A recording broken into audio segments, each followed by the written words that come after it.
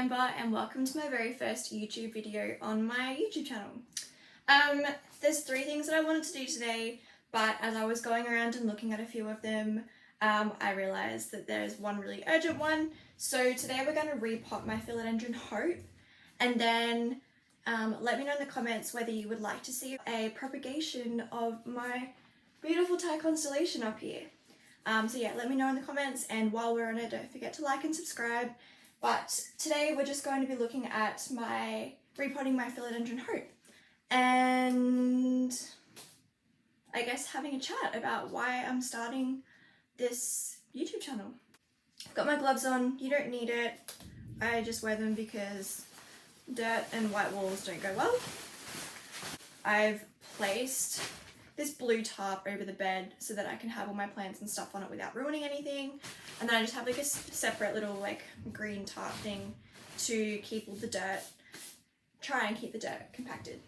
Not that that's important or anyone cares about that. So, oh my god. This is my Philodendron Hope. I actually got her for $20 because I had these 2 leaves that are looking pretty scraggly. So yeah, I was really happy with this. It's grown 1 new leaf since I've got it. It's just starting to harden off now. I have one problem. We are in Melbourne during our 3rd lockdown, which is a snap lockdown, goes for 5 days. I can't access any shops that actually sell the soil that I normally use. I do normally use this one here. It's an Osmocote Orchid Mix. But yeah, basically it's just got extra calcium, coir chip and orchid bark, but I add my extra stuff into it anyway. But unfortunately I don't have any more of that, so we're just going to reuse this soil that's already in it, add a little bit of fertilizer, and then add on some perlite and some horticultural charcoal. As I say that, I realise that I've left the fertilizer downstairs, so give me 2 seconds and I'll be back. Okay, we're back. I've got the fertilizer. Well, I've got a fertilizer. It's not one that I normally want to use, but we're going to have to use it because it's all I've got. Again, like I said, lockdown, can't access anything. Yes, I could buy these things online, but any excuse to go into a plant shop and buy plants, am I right? So, first, you know what, I don't even know. Let's take it out of here to start off with.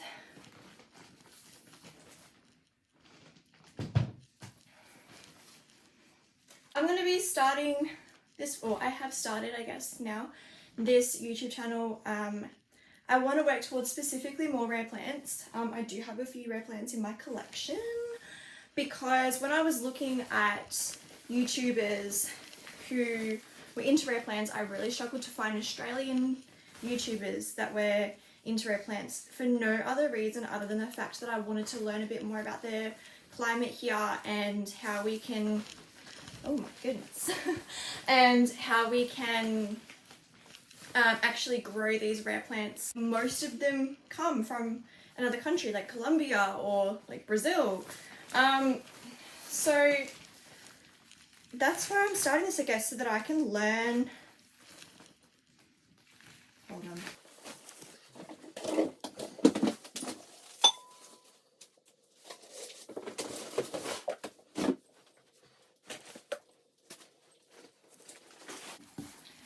I've just got this blue tub here to put this soil into, then mix it, and then I'll be able to transfer it back into.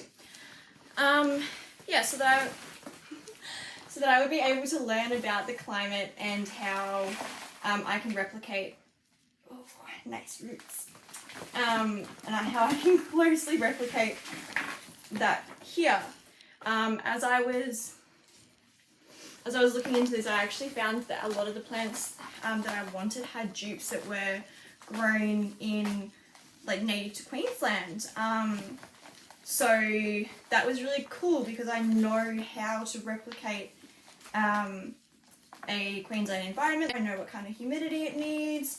So that was really cool. So some of the plants that I really want, I know that I'm going to be able to get and grow here specifically.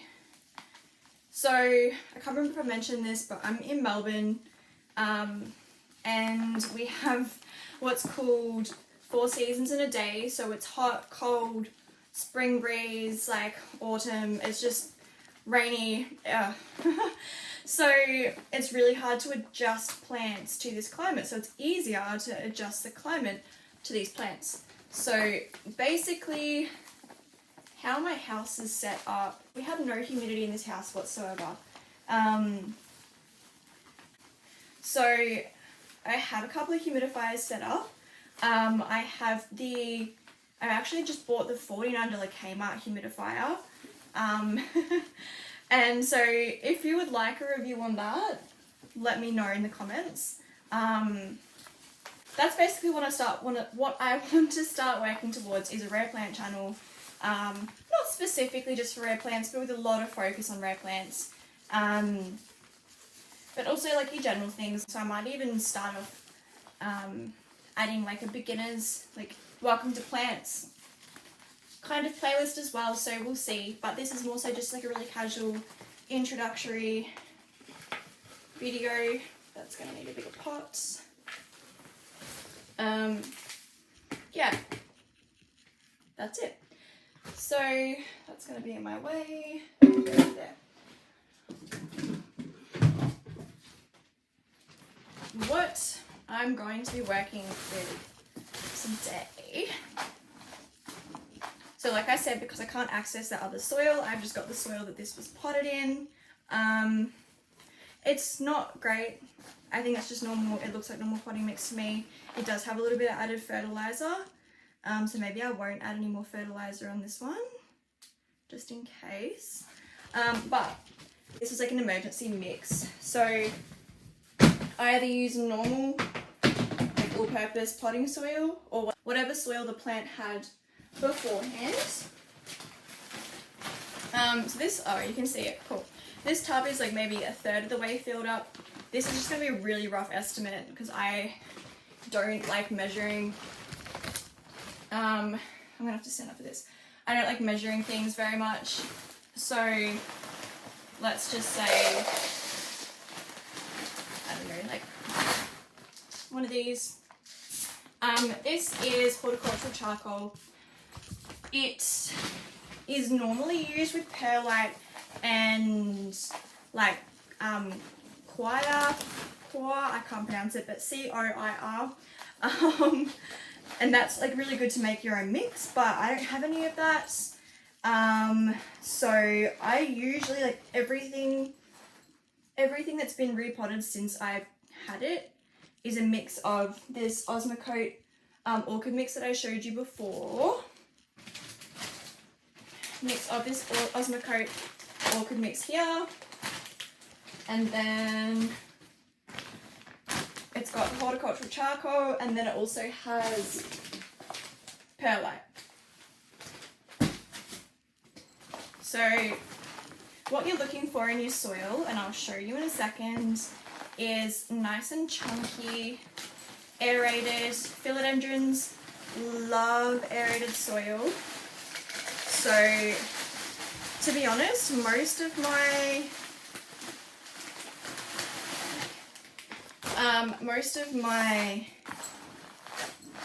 soil that I use doesn't really look like soil. It kind of just looks like, I don't know, bark. Yeah, it kind of just looks like bark with some perlite in it. So this one's obviously not going to be the same, just because I don't have the orchid bark mix, like I keep saying. I don't need to say it anymore. So yeah, basically I put, this was a third full roughly. I put 2 of these, like, what, 13? I don't know. 2 of these of horticultural charcoal in the pot. And then I'm going to add probably 2 of the perlite. So we'll do 1 to start off with. Mix it up. And for me, I like a ratio of perlite to soil mix. I would say maybe for philodendrons like 40-60. So 40% perlite, 60% other. But because this mix doesn't have any orchid bark in it, I'm going to put a little bit more perlite just for aeration, because it kind of, it still looks like it could stick together too much. So actually, instead of putting 2, I might put 1.5.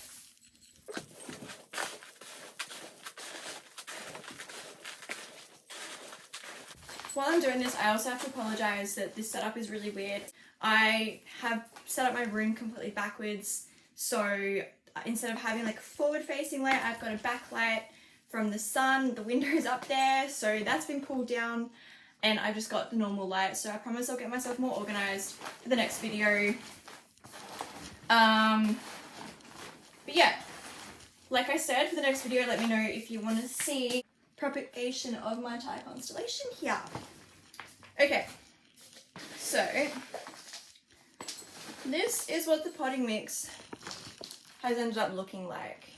So it's fairly airy, like you can see like a lot of perlite in there. I would say that's almost 50-50. 50% perlite, 50% other. I sort of want to put a little bit more charcoal in it, but I'm also cautious that I'm not going to be able to get any more for a couple more days, and I still have 2 more plants to repot. So we might just leave it at that for now. This will be fine. I'll repot it again probably at the start of spring, which is, what are we now? We're in February, so we're still in summer, autumn, winter, spring. Yeah, okay, so in 6 months' time. This pot, where did the other one go? My God, I'm losing things. Okay. So this was the pot that it was originally in. This is the pot that it's going in. Yes, I'm aware that that is a lot, like that is probably what, 3 sizes bigger than this one. But it's all I have at the moment, and like I said, I'll probably repot it again in spring, but I might not even need to with this. So cool. What I'm going to do is, because there's such large drainage holes down here and my mix is quite small. Actually, I don't have a crop this one. Scratch that, we'll just deal with it. So, give me a second to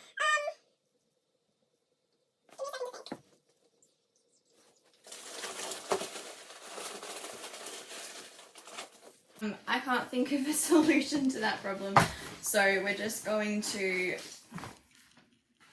sit it in here. Oh, idea. I have this really cute white plastic pot here. I can't remember where I got this pot from, but I know I have the email still. So everything that I use, I will link in the description below. So what I'm gonna do, but yeah, these were like really cheap. So they were like, I don't know, maybe $4. Yeah. Okay, so what I'm gonna do is I'm gonna put the pot in the mix here so that I don't leak it all everywhere. And I'm gonna fill it in like this. Okay. Let's see what's gonna pour out. Right, cool. Now this is probably filled up to about here, just to allow for some of these longer, move that out of the way, these longer, thicker roots to have room to grow down.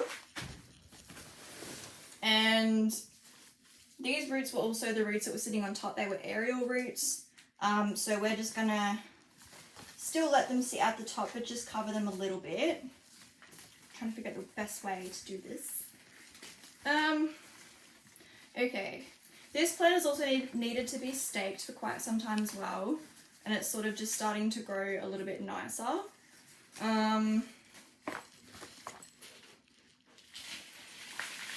So let's just do that, and that's not really going to do anything, is it? No. Okay. You're just going to have to get a really ugly frame. Oh, actually, it's a really pretty leaf of this leaf, and you're not going to get to see the pretty plant from the right angle, but that's fine. Okay. So now we are using up our soil mix here, and I'm just using my left hand to sort of hold it up while hold it in place while I'm doing this. Okay, still need a bit more.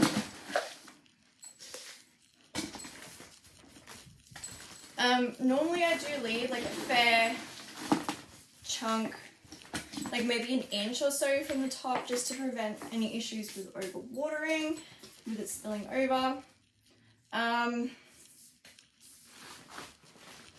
Stake this bad boy in. Being careful with the roots, obviously. And what leaf did I have staked up? I had this one.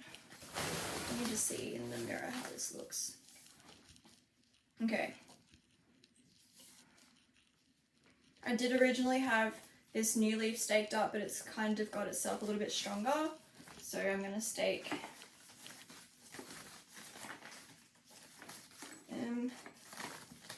oh my god, this plant is growing so ugly. Okay, I'm going to stake these two up together so at least the front on view looks okay. Right. I realize you can't see that, but I'm looking at myself. There's a mirror behind me there, so we're sussing that out. Now, of course, I've lost the little bit of wool that I've used to tie this up.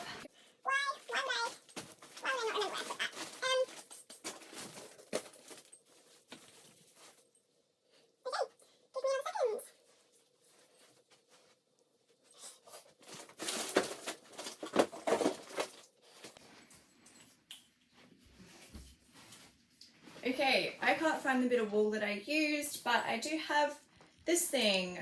This thing I'm pretty sure is a bracket, a wool like bracket for my industrial shelves that I've got like just there. So it's actually gonna be a really good keeper-upper. So I'm just gonna do that. Okay, sick. Awesome. Right, now the only issue I have now is I don't have a cover pot for this, but beggars can't be choosers. So that is done. So this is my Philodendron Hope. It's also known as a Philodendron Salem. It looks very similar, in my opinion, to the golden dragon when it's in its juvenile form before it actually starts growing like its big lobes up here. But I love this plant. I loved the Xanadu, but I liked the bigger leaves of the golden dragon, so this is the one that we ended up with. My partner actually picked this one out for me, so there it is. There is my repotting of my Philodendron Hope. I hope you get it, Hope. I hope you enjoyed it. Leave any advice. Like I said, this is my first YouTube video, so leave any advice down below. If you have any questions, let me know. Yeah, that's about it. Please help me grow so that I can continue to learn about plants, specifically rare plants, and so that I can get into it a little bit more. Thanks for watching.